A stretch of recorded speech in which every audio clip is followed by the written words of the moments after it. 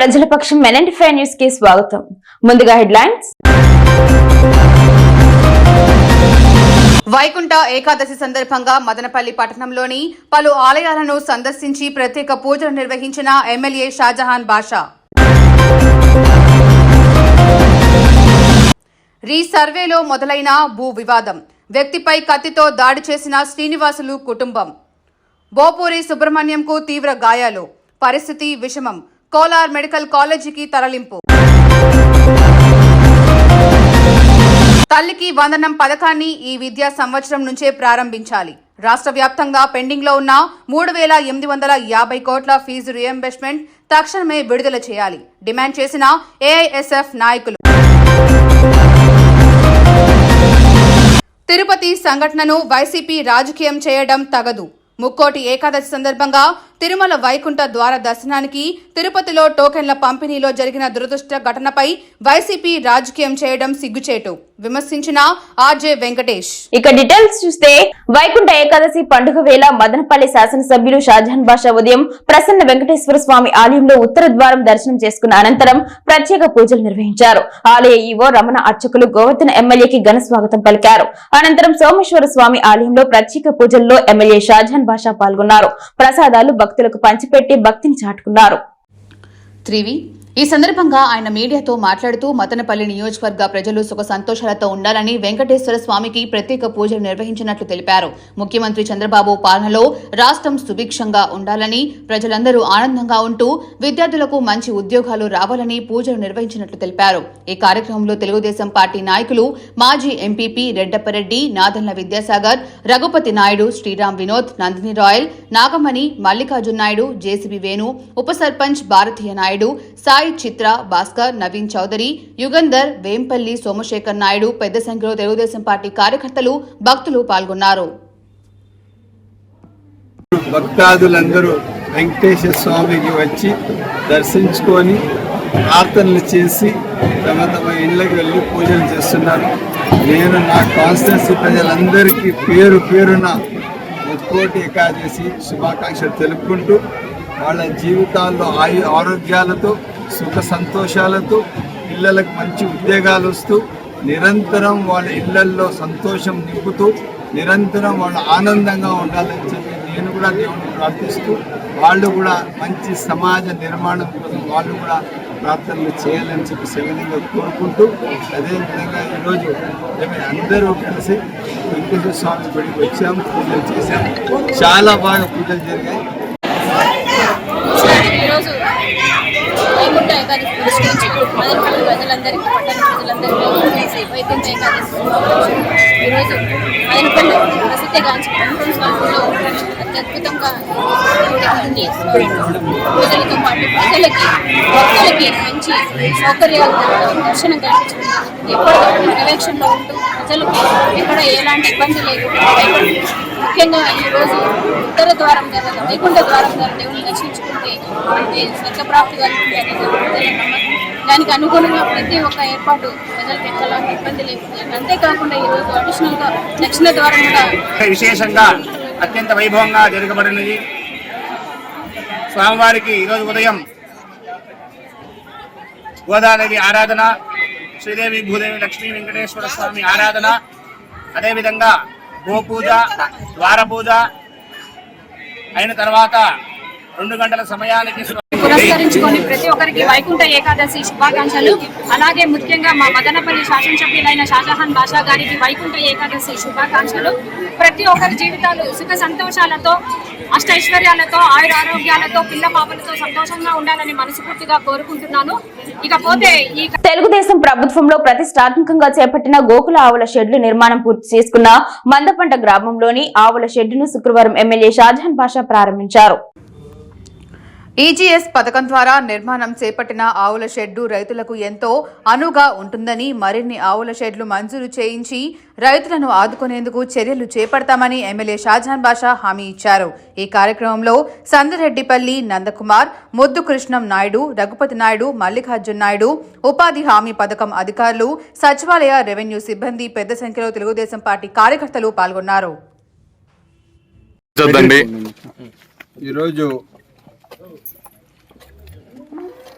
మదనపల్లి కాన్స్టిట్యున్సీకి 3 మండలాలకి దాదాపు 75 గోకులం షెడ్లు రావడం జరిగింది. దాని భాగంగా మదనపల్లి మండలం మందబండలో ఈరోజు ఒక్క షెడ్ మాత్రమే ఇక్కడ ఓపెనింగ్ చేస్తున్నాము. దాదాపు 25 షెడ్లు కూడా కంప్లీట్ అయిపోయినాయి. అదే దీంట్లో వచ్చి రామసముద్రంలో 25, నిమన్పల్లిలో 25 అన్నారు. మదనపల్లి మండలం కొత్తపల్లి స్లో ఉంది, దానికి ఈరోజు క్లారిటీ ఇస్తాము. ఇదే కాకుండా ఇప్పుడు ఆల్రెడీ ఈజీఎస్లో ఎన్ఆర్ఈజీఎస్లో ఇప్పుడు ఏదైతే 25 షెడ్లకు 48 లక్షల రూపాయల గ్రాంట్ వచ్చింది. ఈ 45 లక్షలు కాకుండా మళ్ళా అదనంగా రోడ్లకి 4 కోట్ల ప్రపోజల్స్ ఇచ్చాము. కలెక్టర్ గారు ఏమో 3 కోట్లకి ఇస్తామన్నారు శాంక్షన్, బట్ మేము 4 కోట్ల అవసరం ఉంది అని అడిగాము. చూస్తాము ఎంతవరకు వస్తుందో. వస్తానే తక్షణం ఏరియా వైజ్ డెవలప్మెంట్ చేయాల్సిన బాధ్యత ప్రభుత్వంది, మాది. తప్పకుండా చేస్తాము. ఇదే కాకుండా గోకులం షెడ్లు 25 షెడ్లు అది ఎట్లా ఉన్నదంటే దూరం నుంచి ఏదో బిర్యానీ వండేసి అందరూ చూసుకొని పోమని ఉన్నట్లు ఉండేది. అట్లా కాకుండా అదనంగా ఒక చిత్తూరు జిల్లాలో వచ్చి దాదాపు ఒక కాన్స్టిట్యున్సీకి 100 గోకులం షెడ్స్ ఇచ్చారు. బట్ వేరాజ్ మన జిల్లాకి 25 ఇచ్చారు. మేము కలెక్టర్ గారికి అందరికి చెప్పడం జరిగింది. తప్పకుండా మన ఒక్కొక్క మండలానికి 75 షెడ్లు ఇస్తేనే సరిపోతుంది. రైతులు చాలామంది అవసరం ఉంది. ఈ షెడ్ల వలన ఏమవుతుందంటే వాళ్లకు ఇంటి ఖర్చులు, ఉపాధి, ప్రతి ఇంట్లో ఉన్న మనుషులకి అందరికీ పని ఉంటుంది. పూర్తి స్థాయిగా వాళ్ళ పనిలో నిమగ్నమై ఉంటారు. ఆ క్రమంగా తప్పకుండా మండలానికి 75 షెడ్లు అవసరం ఉంది. మన ఈజీఎస్ అధికారులకు అదేవిధంగా కలెక్టర్ గారు కూడా ఇది నిర్ణయిస్తాము. తప్పకుండా మదనపల్లి గ్రామీణ మండలం బసినికొండ పంచాయతీ బసినికొండపై వెలిసిన వెంకటేశ్వర స్వామి ఆలయ మెట్లకు ఇరువైపులా ఎమ్మెల్యే షాజహాన్ బాషా మొక్కలు నాటారు. జనసేన నాయకులు రామాంజనేయులు చేపట్టిన ప్రతి ఇంటికి మొక్క ఊరంతా వనం కార్యక్రమంలో భాగంగా మొక్కల పంపిణీ చేపట్టడం జరిగిందని, ఇందులో భాగంగా వారి సహకారంతో అందించిన మొక్కలను బసినికొండ మెట్లు ఇరువైపులా శ్రీగంధం మొక్కలను శుక్రవారం వైకుంఠ ఏకాదశి సందర్భంగా నాటడం జరిగిందని తెలిపారు. ఈ కార్యక్రమంలో బాలుస్వామి, కత్తి లక్ష్మణ, యుగంధర్, విజి, సిపిఎం రెడ్డి, నందిని రాయల్, పెద్ద సంఖ్యలో జనసేన, తెలుగుదేశం పార్టీ కార్యకర్తలు పాల్గొన్నారు. ఈరోజు బసినకొండ ఆవరణలో ఇక్కడ వచ్చిన తర్వాత గత 3 నెలల క్రితం 3 రోడ్లు ఇవ్వడం జరిగింది. ఇంకా 2 రోడ్లు వేయకుండా పెండింగ్ ఉన్నాయి. తక్షణం ఇక్కడ ఉన్న పార్టీకి సంబంధించిన నాయకులకు సూచనలు ఇవ్వడం జరిగింది. 1 వారం లోపల ఖచ్చితంగా రోడ్డు వేయాలి. రెండోది ఇంకొక ఓవర్ ట్యాంక్ అడిగినారు. ఇప్పుడే నేను ఆర్డబ్ల్యూఎస్ ఏఈ గారికి, మన పంచాయతీరాజ్ ఏఈ గారికి ఇంకొక 7 రోడ్లు ఏవో ఉన్నాయని అడిగినారు. మధ్యాహ్నం తర్వాత అధికారులు 2 ఏఈలు వచ్చి చూస్తారు. చూసి ఏ రోడ్లు లేవో తక్షణం ఓవర్ హెడ్ ట్యాంక్ ఇస్తాము. జిఎల్ఎస్ఆర్, ఓవర్ హెడ్ కాదు, గ్రౌండ్ లెవెల్ ట్యాంక్ ఇస్తాము. ఒక జిఎల్ఎస్ఆర్ ఇస్తాము. దాని తర్వాత రోడ్లు కూడా ఇస్తాము. ఇప్పుడు ఫర్దర్ యాక్షన్ ప్లాన్లో పెట్టుకుంటాం. ఈ రోడ్లు ఎంత త్వరగా అయితే త్వరగా ఇచ్చేయడానికి పూర్తి స్థాయిగా పనిచేస్తాము. సమస్యలు ఆ రోజు తెలిపినారు. నేను అధికారులకు చెప్పినాను, ఎక్కడ ఇది మిస్అప్రాపర్ అయింది. కాకపోతే ఎట్లయినా కానీ తప్పకుండా ఈ ఏరియా డెవలప్ చేసే బాధ్యత మాది. తప్పకుండా రోడ్లు ఇచ్చి పార్టీకి చాలా విధేయతగా పనిచేసే వాళ్ళు జనసేన, తెలుగుదేశం పార్టీకి సంబంధించిన నాయకులు, వాళ్ళ అవసరాలు ఇచ్చే బాధ్యత కూడా మాది. పైన కొంత డ్రైన్ లేదన్నారు ఇళ్ల దగ్గర, అది కూడా ఇస్తామని చెప్పి తెలియజేస్తూ ఎంత త్వరగా అయితే శాంక్షన్ పెట్టిస్తాం. అఖిల భారత విద్యార్థి సమైక్య ఏఎస్ఎఫ్ మదనపల్లి నియోజకవర్గ సమితి ఆధ్వర్యంలో స్థానిక మదనపల్లిలోని సబ్ కలెక్టర్ కార్యాలయం ఎదుట తల్లికి వందనం పథకాన్ని ఈ విద్యా సంవత్సరం నుంచి ప్రారంభించాలని, రాష్ట్ర వ్యాప్తంగా పెండింగ్ లో ఉన్న 3,850 కోట్ల బకాయిల ఫీజు రియంబర్స్మెంట్ ను విడుదల చేయాలని, బీటీ కళాశాలను యూనివర్సిటీగా ప్రకటించాలని ధర్నా కార్యక్రమం నిర్వహించడం జరిగింది. ఈ కార్యక్రమానికి ముఖ్య అతిథులుగా ఏఐఎస్ఎఫ్ జిల్లా కార్యదర్శి మాధవ్ కుమార్ పాల్గొన్నారు. ఈ సందర్భంగా ఆయన మాట్లాడుతూ రాష్ట్ర ప్రభుత్వం అధికారంలోకి రావడానికి విద్యార్థులకు, వారి యొక్క తల్లిదండ్రులకు తల్లికి వందనం పథకాన్ని షరతులు లేకుండా ప్రతి ఒక్క విద్యార్థికి అమలు చేస్తామని హామీ ఇవ్వటం జరిగిందన్నారు.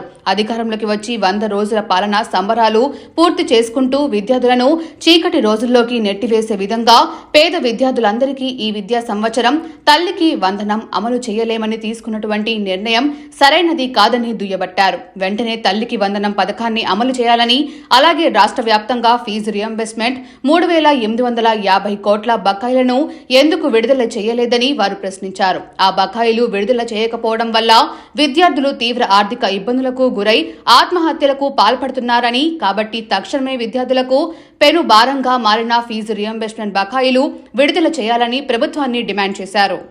అలాగే రాయలసీమ ప్రాంతంలోనే మొట్టమొదటి బీసెంట్ థియోస్పికల్ దివ్య జ్ఞాన కళాశాల, దీనికి ఎంతో ప్రపంచవ్యాప్తంగా గుర్తింపు ఉన్న కళాశాల, దేశానికి జాతీయ గీతాన్ని అందించి దేశం గర్వించదగ్గ హోమ్ రూల్ ఉద్యమానికి నిలయమై దేశం మొత్తానికి స్వాతంత్రపు స్ఫూర్తిని నింపిన కళాశాల. అలాగే ఈ కళాశాలలో చదివిన విద్యార్థులు ఉన్నత స్థాయి శిఖరాలలో ఉన్న చరిత్ర ఉంది. ఇలాంటి కళాశాలను ఎన్డీఏ ప్రభుత్వం అధికారంలోకి వచ్చిన వెంటనే యూనివర్సిటీగా ప్రకటిస్తామని చెప్పిన నారా చంద్రబాబు నాయుడు మదనపల్లి ప్రజలకు విద్యార్థులకు ఇచ్చిన హామీని నిలబెట్టుకోవడంలో వైఫల్యం చెందారని అన్నారు. ఇదే మదనపల్లి వేదికగా నారా చంద్రబాబు నాయుడు ఎన్నికల సమయంలో మదనపల్లిని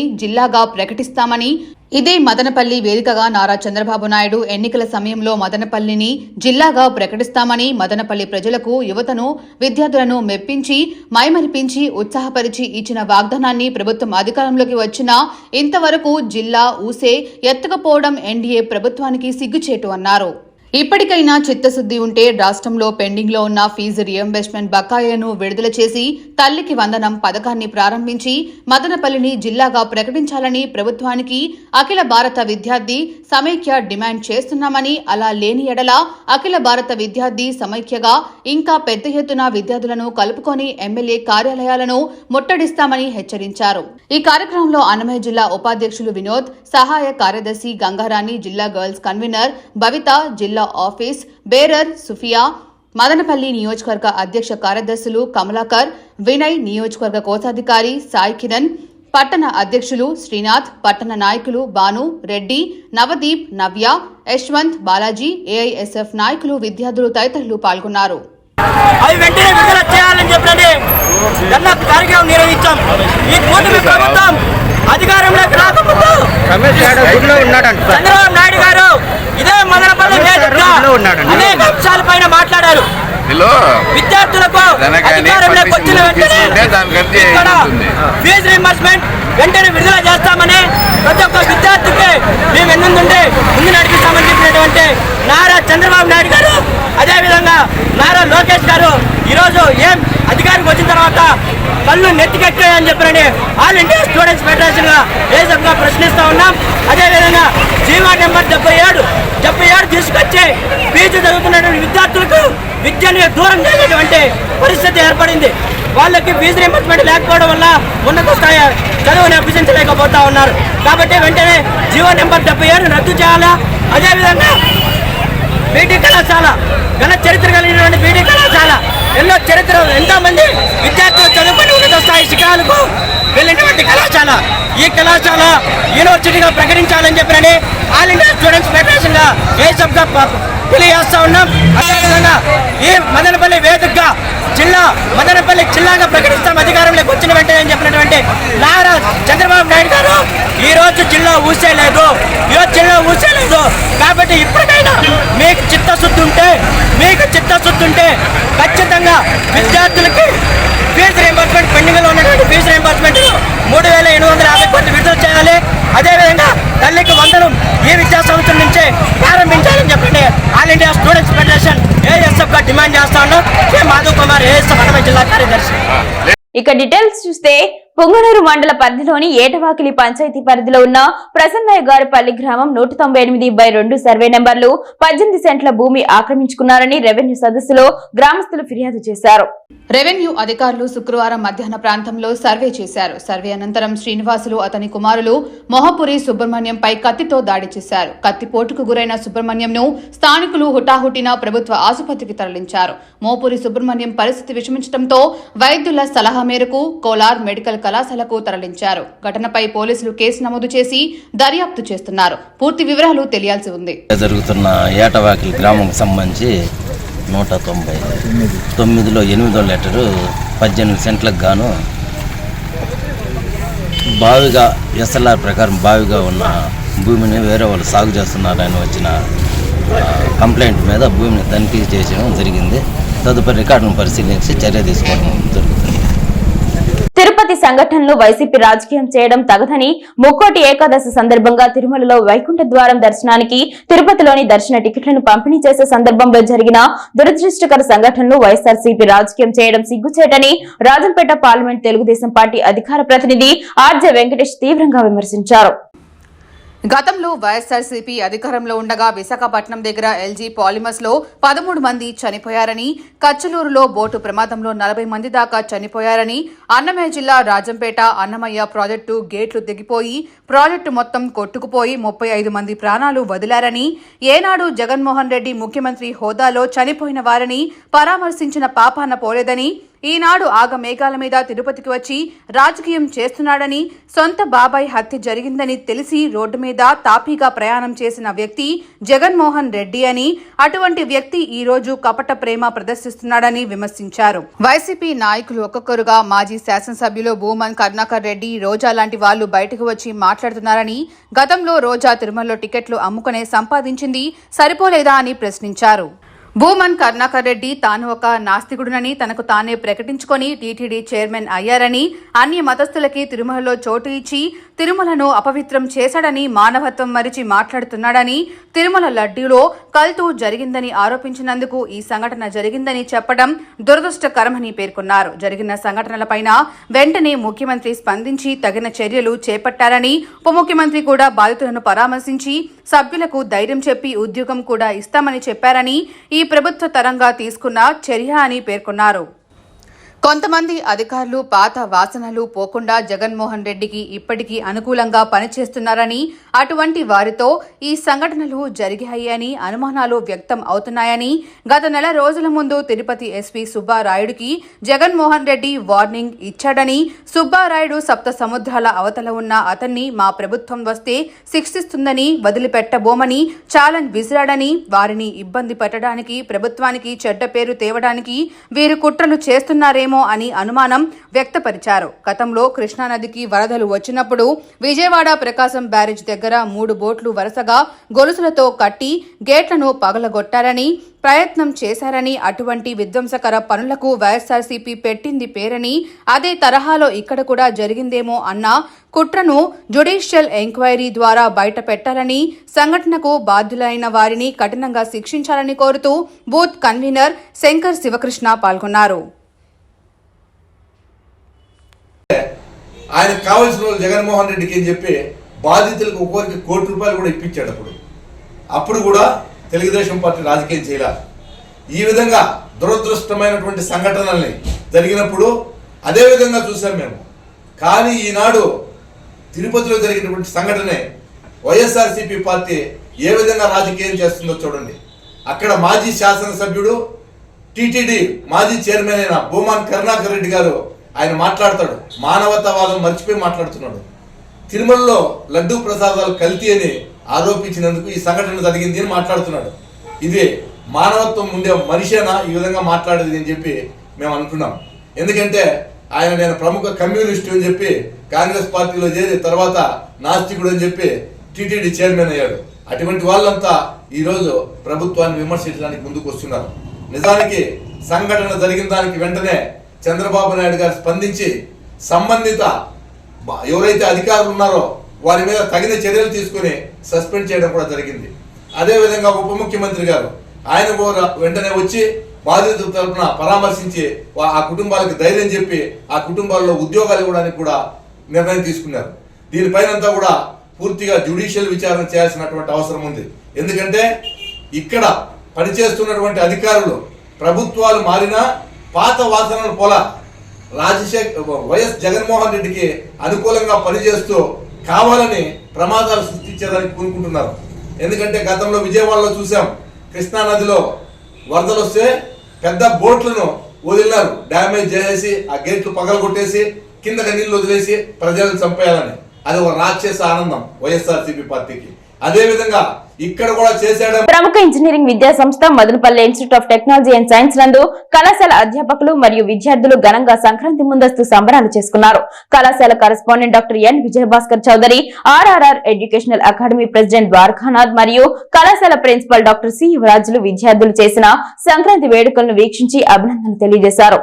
కళాశాల correspondent doctor N Vijayabhaskar Chowdary మాట్లాడుతూ ప్రజలు ఆనందోత్సవాలతో 3 రోజుల పాటు జరుపుకునే తెలుగు పండుగ సంక్రాంతి అని, ఈ పండుగను పంటల పండుగ అని, మార్పు తెచ్చే పండుగ అని కూడా అంటారు అని ఆయన అన్నారు. విద్యార్థులకు మరియు వారి తల్లిదండ్రులకు కళాశాల తరపున మరియు సిబ్బంది తరపున మంచి జరగాలని కోరుకుంటున్నానని ఆయన అన్నారు. మకర సంక్రాంతి పండుగ అందమైన ముగ్గులకు, గొబ్బెమ్మలకు, హరిదాసు పాటలకు, బసవన్నల ఆటలకు, నువ్వుల మిఠాయిలకు, గాలి పటాలు ఎగరవేయటానికి, మరెన్నో సంబరాలకు ప్రసిద్ధి చెందింది అని, అందరూ ఉత్సాహంతో పండుగ జరుపుకోవాలని ఆయన అన్నారు. విద్యార్థులకు నిర్వహించిన పోటీలలో గెలుపొందిన వారికి బహుమతులు అందజేశారు. ఈ కార్యక్రమంలో కళాశాల సిబ్బంది మరియు విద్యార్థులు పాల్గొన్నారు. విద్యార్థులు భోగి మంటల చుట్టూ కోలాటాలు, నృత్యాలు చేస్తూ అలరించడమే కాకుండా గాలిపటాలు ఎగరేస్తూ కళాశాలలో సందడి చేశారు.